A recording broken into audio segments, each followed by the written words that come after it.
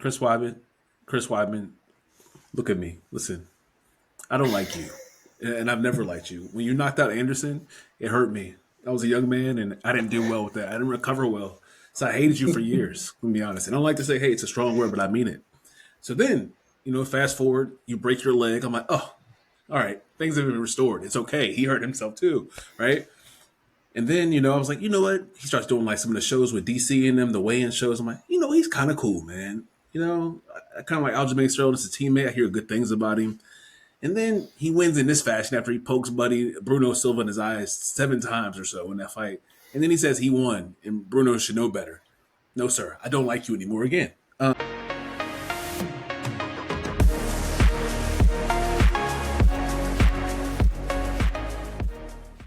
Alrighty, folks. Well, welcome to Fighting Words, a podcast where two dads are talking about the UFC, and I'm joined by my co-host this week, Tyrelle Payton. What's going on, my man? Welcome back. What's up, man? Yeah, I'm excited to be back. Yeah, it's good to be back, man.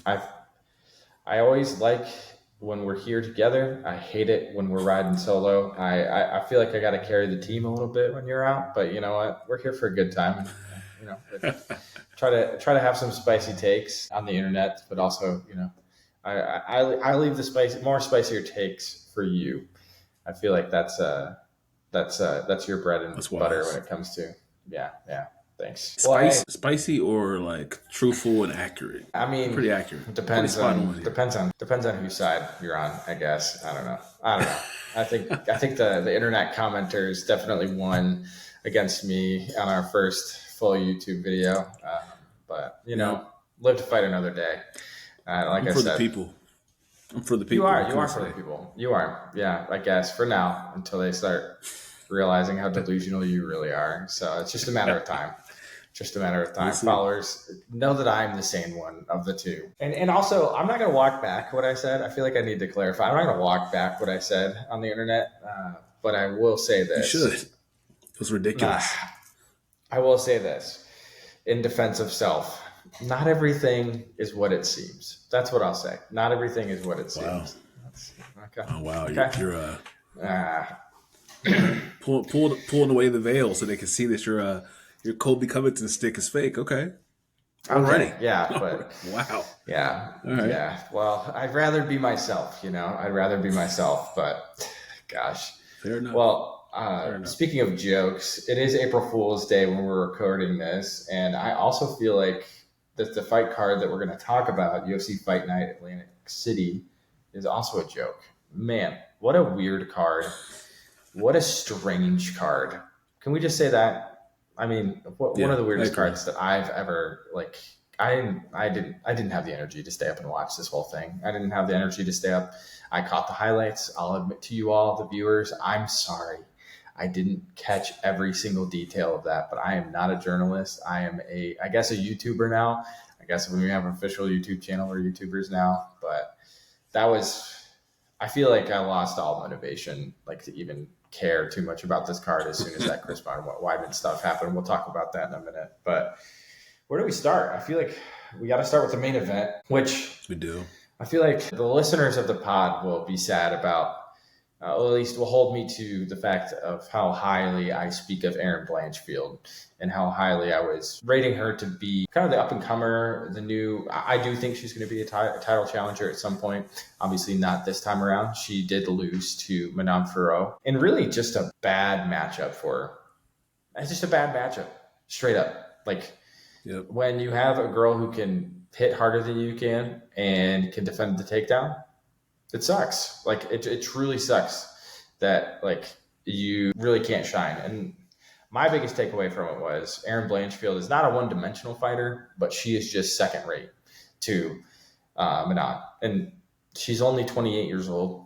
My biggest takeaway is is she 24 actually? Yeah, I think she's 24 to Manon's 34. That's a full 10 years of fighting experience over her. I don't love it for Erin, but I think still being the worst of 4 fighters potentially in that top 4 is not a bad place to be this young in your career. How'd you feel about the fight? How'd you feel about just kind of where Aaron Blanchfield stands? How'd you feel about Manon? Yeah, first I want to say that I think that's a great point, what you just said. Like at 24 to be in the top 4 of your division, you're in great shape, especially with, I don't want to say limited skills, but she has an expertise. That's wrestling, right? Wrestling's her thing, and other things she's learning on the go.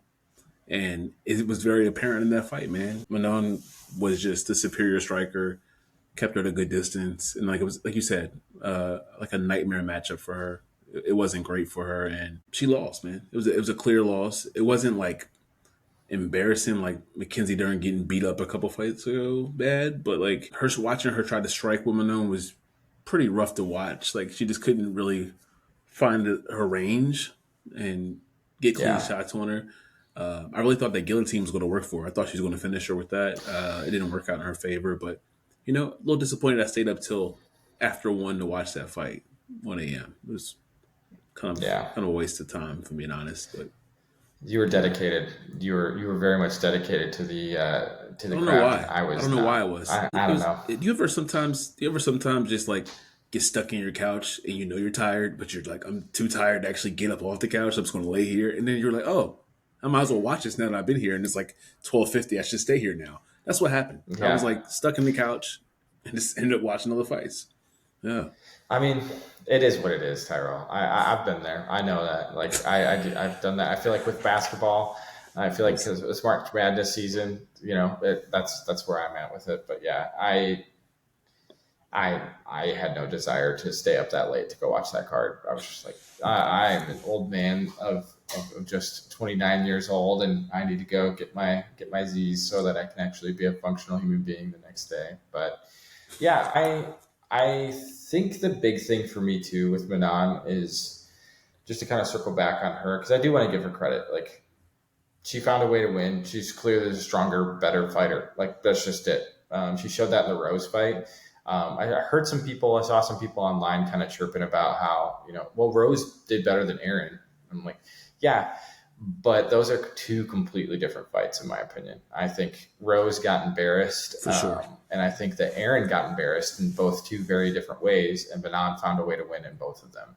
So I think when we try to compare the 2 of those fighters, and we don't give Manon credit where credit's due, I think it's a problem that we run into. I think that it's not fair for Manon. I think that she is clearly next in line for the title. I don't really understand what the UFC was thinking in terms of booking the Ultimate Fighter for Alexa Grasso and Valentina Shevchenko. I don't know if there's anyone that wants to watch that rematch for the 3rd time. I mean, do you want to watch Valentina and Alexa Grasso fight again? I don't, but I also don't want to watch them do the tough series. I don't want to watch that either. The ultimate. I don't care to watch them coach that at all. I don't know. That's not a good one to book. So very interesting. I didn't even watch Conor McGregor versus Michael Chandler on there. I didn't watch that one. Me neither. So if you think you're going to get people to watch that one, you're crazy. But I think I'm done with that. I think we're running into a very similar situation like we ran into with Davison Figueiredo and what's his name, Moreno. Like where it's just like they kept giving us the fight and over. And granted, those fights were great, but like it was slowing up the division. And obviously, we're getting to see now there's talent. There was talent behind those 2 guys the whole time. They're honestly maybe even more talented than both of them were. So I think that that's what I'm worried about. Maybe Valentina, it's time for her to move out of the division and step aside. She's been good for so long. Yeah. She's been good for so long. Kind of move up though. Yeah. Either that or, she's getting older too. I mean, she's been in the fight game for a long time.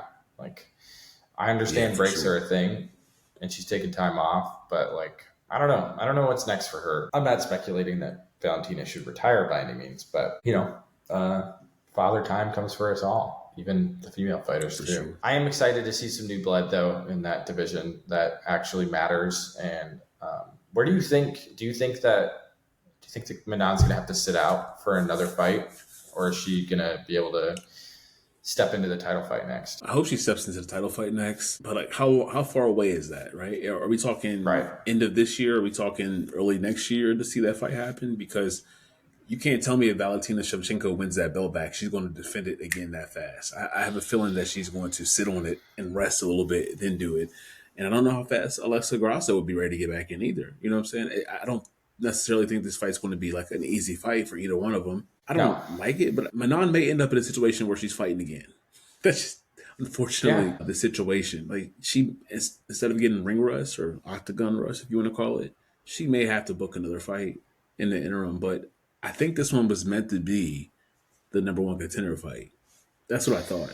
So she I should be think when they next. booked it, yeah, and then the UFC forgot that this fight was booked, and then they're like, "Oh crap, we have the Ultimate Fighter. That now we have to resolve this." And like we're talking, this is not going to happen until probably the end of 2024. Now, this title fight between Alex Grasso and Valentina Shevchenko, like it's just not like Oh my you know how goodness. those shows move.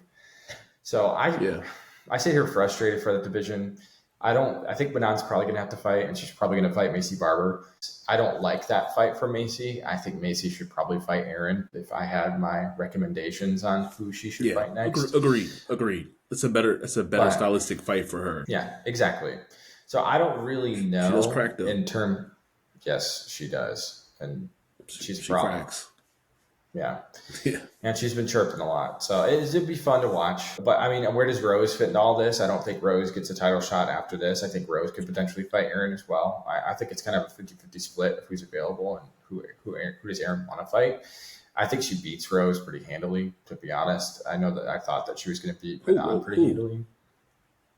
Aaron Blanchfield. You think Aaron Blanchfield beats? Yeah. Rose had a problem with another wrestler, and her name was Carla Esparza. And Carla Esparza is not a good wrestler. Sorry, Carla. I know you're a champ, or we're a champ, but no. In my opinion, I just don't. I don't see Rose doing a ton. She wasn't that impressive in the Amanda Hebas fight, in my opinion. I thought that it was an okay performance. You heard me last week. You heard my takes on what I thought of Rose's career. So I don't think she's the best champ we've ever seen. I don't think she's the best female fighters we've ever seen. And I don't even think she makes it to the top 5 of my all-timer list. When you said that, I initially kind of was like, he's disrespecting Rose, right? He's pulling to me. But then I was like, you know what? You're kind of right, man. Also, it was weird to not see Trevor Whitman. I think that's like officially like they're broken up now because he was not in that corner. He wasn't there.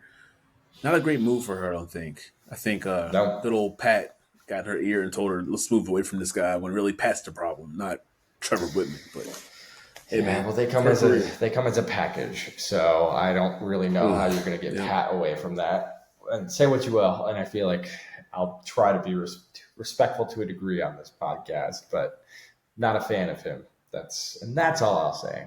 Well, viewers and listeners. Why is that? Why is that? What happened? So, anyways, Joaquin Buckley had an exciting win. Well, he did. He did have an exciting win over Vicente Luque. Definitely not a fight I expected Buckley to actually come out on top. I kind of stick Buckley into this weird sphere of really fun and exciting fighter, but one that really I don't feel like has the skills to crack through the top. And I still feel that way. I know the fight ended a bit weird. Mm-hmm. I do think he's more of a problem at 170. Man's big, and I think he's put together quite the win streak at 170. I think he's doing a great job. He's just one of those guys I can't really trust, though. I don't know if he doesn't know how to lock it in come game time, and like when he enters in the cage, like something's missing. I don't know what it is. I don't know if there's something lacking in his skill set. I mean, the guy's powerful. I mean, he's very powerful, and he's young, and you got to give it to him. This is the right time in his career, but I look at the other guys in 170, the Ian Garys, the Shavkat Rakhmatovs, the Leons, like those are guys that have everything put together. And when I talk about Joaquin Buckley, it's like the guy's going to crack the top 15 and he's going to have, good fights against people. I don't know if he becomes a champ though. I don't know if he's champ material. I mean, it's a huge win, but I'm a little 50-50 on Buckley.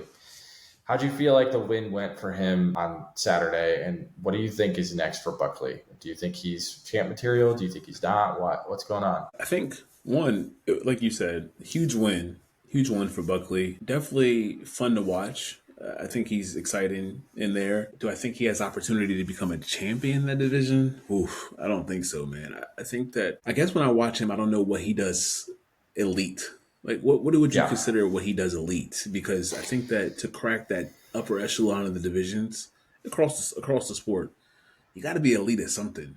Like, if you're not, like, I mean, you can be good at a lot of things and be a contender, but when it comes down to it to get that strap, you gotta be great at something. And he cracks. But Yep. beating Vicente Luque is nothing to me because Vicente Luque has been reeling for a long time now. He has not been the same guy. If I'm being honest, I think Vicente Luque is ready to retire. He Well, doesn't he was seem like a person who off. wants to fight anymore. Some people just lose it. Yeah, So he was weird. off for a long Remember when time. Jeff Neal put it on And him? Jeff Neal put it on him? yeah, I Remember when Jeff think Neal put it on him too? Like it just hasn't been the same guy in a while. didn't he almost die? Yeah. Didn't he almost die? Did he have like some brain bleed or something like that? Vicente Luque? I'm pretty sure You're he right. did. He did have something. He did have something And he really took a bad, long right? It was time something off, really and I bad. think this was his return fight. I'm pretty sure this was his return fight. He may have had one in between Yeah, this one. maybe I'm forgetting his career, but a weird. He may have had one. Regardless, I regarded him a couple of years ago, especially during the pandemic, as one of the guys that could potentially be challenging Kamaru Usman for the title, even though they were teammates. And now to kind of see where his careers end up as, it's weird. It's very weird. And I think Buckley said it best that Luque didn't look like he wanted to be in there to fight. I don't know if that's ring rust. I don't know what it is. Did you happen to take a look at what he did you see what Who he he fought? fought? Okay. Yeah, so Yeah. he fought Jeff Neal in August of 2022, and then he fought RDA in August of 2023. So he took a year off in between those fights. That's So I think that his was the return. time when he was Yeah, that's right. And he I won remember that fight. now. Don't get me wrong, but Yeah. he beat RDA. Yeah, RDA's over there. 170 RDA is not that good. So, Yeah. well, congrats to Joaquin Buckley. I mean, the dude's famous for one of the craziest knockouts of all time, if not the craziest knockout of all time. Disgusting. Can't take that from him. But One thing I'll say before we move on Yeah. from Buckley is when you said like maybe he's unable to lock in. One thing that I saw leading up to this fight was I saw on social media he was like down at the pool area of the hotel they were staying at and like being very loose and like rapping a song with fans in the pool. Like to me that he must have been very like zen about everything, like which is good. Maybe Yeah. he has a good camp going right now and he's at 170. He's finding his groove and maybe he is locked into a different level. But another thing I want to comment on about him that I noticed is I feel like, and we know this happens across the sport, a lot of these unranked guys have a hard time getting these ranked guys to take them in fights. And he, for the last few years, I've seen him. He went up to Darren Till a couple of years ago, found him in the hotel lobby and pressed him, and Chimaev pushed him, remember? He was trying to, he just was asking, begging people for fights because he wanted to fight somebody in the top 15 so bad. And I respect that. What I liked a lot about that, at the end of the fight, the respect he showed Vicente Luque, like, thank you for taking this fight and giving me this opportunity. I really root for people like that see it that way. He's like, you didn't have to take this fight, and you did, and I appreciate you for it. And maybe he is good, man. And people just were avoiding him because he is strong. I don't know. I guess we're going to find out here over the next year. Well, yeah, and I know we were talking about this before about who he called out today with Gilbert Burns. I think that's a good call out. I think that's going to be a rough fight for Gilbert just because of his age. Yeah. I also think there needs to be a rematch for him and Kevin Holland. I really liked that first fight that they had, and even though that Kevin got him, I don't think Buckley is the same fighter in that fight. I don't think the kid's even close to being the same fighter in that fight. Reason being, I think wrestling. Just put it on him. Kevin Holland is not a wrestler. He is not a grappler. And I still think that the biggest flaw in his game is actually, one, taking someone to the mat, and two, be taken to the mat. I don't think you learned that in 2 years. So, yeah, like I said, congrats to Buckley. Huge win for him. And other news of other wins. Can we call it a win? I mean, it was a technical decision of Chris Weidman over Bruno Silva. All right. Well, I usually lead off the topics, but I feel like you're chomping at the bit, and I will be playing support in this one. How'd you feel about that fight? And I feel like they let you get away with that because you were fighting close to your hometown, like because you're a New York guy. And I think they didn't want to make it a no contest like they should have. You see what they did? They pretty much ruled it a decision win. They went. That's what I really want to say. I'm not going to say, but you need to retire, buddy. Like, or they need to give you somebody who's going to put you out so you can go away. Like, not Brad Tavares, somebody hard. Because I don't know if you heard him before the fight saying, "Yeah, I think I'm the most well-rounded fighter in the UFC." You sent me that, right? You sent me that. Yeah. Yeah, I was the one, and I said brain damage attached to it. Yeah. Yeah. Pack him up. Pack him up. I didn't like his return. I hate that. I thought that he was gun shy with the Brad Tavares fight. I didn't like Dominic Reyes. He has a clear track record of clearly not being in his prime anymore. Clearly, he's not good enough to match up with the guys at 205, 185. I mean, Bruno Silva, God bless him, he's a great fighter, not a top guy. I can't say, that Bruno was winning that fight. But honestly, sure like, it was a roller coaster though, because at first you think, okay, the eye pokes are getting ridiculous. Then you think, well, wow, Bruno Silva hits the canvas, knocked out, or at least the guy's done. Then you watch the replay. My man's literally shoved 2 fingers in his eyes. I mean, how horrible is that? 2. How do you do that? Chris Weidman back knows to how you do back. that. And then he doubles down. He did it multiple times in the fight. Oh my gosh. Doubles down and says you shouldn't fall over if you're getting poked in the eye twice. There was a poll out there saying, would you rather get bit or would you rather get poked in the eye twice? Both eyes at the same time. Yeah, bite me. I will recover from a bite. I will not recover from losing my eyes. Exactly. I don't know. It makes me so frustrated. DC, when DC got poked in his eyes? Remember? Yeah. See his eye? And then think about Bilal Muhammad when he got poked by Leon. Bro, those are disgusting. Like, this man poked in his eyes at least 4 or 5 times in that fight. At least. And to say you can't fall down, he knows better. You can't do that. It's almost like he quit or he wanted to give up.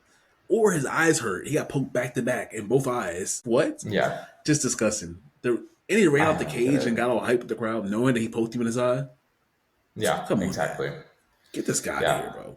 So feed him to somebody. If he wants it, if he thinks he's the most well-rounded fighter in 185 or in the UFC, they'll go feed him to somebody, like you said. Go give him someone. Please. Just get him murdered. Not literally. Let me be clear. Sleeping. It's done. Yeah, but it's time to put his any sort of aspiration. What you say? No, we can't say it. I can't say it twice. Gonna show up on the bad list. We gotta edit that out. Yeah, we might have to. Oh my goodness! But I just caught what you said. I was like, hold on, what did he say? Man, hey, all's fair in love and UFC, I guess. But no, I really don't. I don't think it's fair to anybody at 185 at this point for him to remain. I think that it's not fair to his legacy. And the worst outcome was literally this. Take all of the universes together, and now we look at the worst outcome for Chris Weidman's career. Not a knockout loss that probably would have solidified him retiring. Not a razor-thin decision win where maybe Chris Weidman still got it. Not a knockout win, which is emphatic and saying maybe Chris is back. No, we got a technical decision win that didn't even finish the fight. What do we do with Chris Weidman? I don't even know who to give him. I don't even know who to feed it. Maybe give him a top 15 guy. I know I hate feeding the veterans to the ranked guys. I don't mind it. I don't mind it. Yep. I mean, you don't mind it because of this instance. I was going to say, you don't mind it because of this instance. I don't. Well, usually my fighters don't get fed to people. They go out gracefully or they have competitive fights even at the end of the last leg. So I'm not used to that. That's something more your fighters may do when they get to the end of their leg, which that happens pretty quickly for them. They get fed. Mm-hmm. So I think you have a little PTSD regarding this topic. I can't relate to that. My guys don't get fed to the wolves. They are the wolves. We make it through 25 minutes of this dang podcast, and you don't say anything about my fandom at all. And here we are at the end, and you're like, you know what? It's time to make a jab at Ian. The line of disrespectful Tyrelle. It's true. Over the line. All your favorite fighters could be they could have deals with pillow companies or bed companies because they go to sleep. They all go to sleep. Every single one of them. They could have great deals with companies like that. Just take naps. They take great naps. Maybe some NyQuil. NyQuil would be a great sponsor for some of your guys, man. They sleep. So it's kind of what they do. Or they tap. Do you feel good about yourself? Do you feel good about yourself right now? Do you feel good?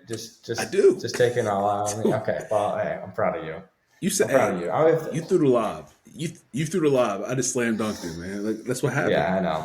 I mean, you set me up for that. If that's it, it is what it is. If I'm that guy, okay, I'll take it. It's fine. I am who I am. But yeah, in all seriousness, though, Chris Weidman, I don't like you. I hope they do feed you to a wolf, and I hope the wolf smashes you, and it's over. Oh, Khamzat Chimaev would be great, but he has a fight. I would love to see Khamzat just destroy you, but he has a fight. So I guess that won't Yeah, I happen. mean, Give him it's an Izzy. Give him exciting Izzy. fight. Since he thinks give him Izzy. Yeah, that would be insane. I don't think that's going to happen, but that would be insane Izzy if it would hurt that did. boy. Yeah. Well, He'd I don't hurt think him. Izzy would even want to. That's elder abuse. Do you? I mean, Let's say this too. I got to get it out there because we're about to wrap this soon. Do you actually think Chris Weidman is Hall of Fame worthy? Do you think he's that good? Like, I mean, what come on, man, he he's not beat good. Anderson He's not Silva good. in his prime, and then he A defended fluke, it against fluke, Anderson. Yeah, yeah. I fluke, mean, two flukes, two flukes. which the second one was definitely bad. I wouldn't call. I don't like The calling first one, injury losses as flukes, not because of the fact that it's not right, but because of the fact that broke his it should leg. just be. It just be. Yeah. No. Here's what I'm saying. I think it should just be a no contest. I don't think it should be. I don't think it should be a loss on Anderson's career. But I don't think it's a title defense for Chris Weidman either. I think it's just no contest. But then he loses Also, to he yeah. who Luke who Rockhold, did he I lose to? believe. Yeah, Luke. He That got took his it from him. face bashed in. Yeah. And then he got destroyed by Who? Yoel. I don't really see. I think Chris Weidman was an interesting guy because he was hyped up to be the young up and coming star and really fought Anderson when. Yeah, go ahead. When Anderson didn't, I'm a big Anderson guy. I remember the fight vividly, right? Anderson wasn't even taking it serious. I know you should be serious at all times in there, but he was playing around thinking, all right, this guy's not good. And he clipped him and he finished him. If Anderson took that fight seriously, it would have been bad for Chris Weidman. It'd have been really bad. I think he just had so many wins, so many title defenses. It's kind of like, whatever, this guy sucks too. I'll beat him too. And Chris cracked him. And that can happen. Well, he was a nobody. Play around like that. He was a nobody. Yeah. That's the thing. He still is. He still is. Mm-hmm. Oh, you heard it here, folks. Oh, man. He still is. I feel like respect the champ for what he is. He got there. He put in the hard work. But yeah, I don't see him as Hall of Fame. Let's mark it down. Of if we're talking Hall of Fame UFC, especially in the middleweight division, if I'm being honest, I'd pick Luke Rockhold over him. Oh well, it's embarrassing the loss he had against Michael Bisping, but the dude had a legacy in Strikeforce too. The man was putting on him. I put Sean Strickland over him because he beat Israel Adesanya. And Alex Pereira. I put both of them. Oh yeah, and beat Izzy in emphatic fashion, and then Alex is out there doing multi-division type stuff. I mean, that's easy. That's not even a question in my book. Yeah. I mean, if we really want to talk, I would even say Yoel is probably over Chris in terms of legacy. I love this. Let's pile on. Yeah. This is one of those funny things that you and I don't disagree about with anything. So yeah, it's weird though that him and Wonderboy are best friends. I'll never understand that. That's a friendship I don't. That's an interesting one. Yeah, that's a weird. All right. Well, we should probably wrap it up here. UFC Atlantic City. If you made it this far on the podcast, let us know what you thought. Obviously, we didn't love the card. But I will say this, I'll take this over an Apex card any day of the week. Give me the big cage. Don't give me that small cage anymore. I'm tired of it.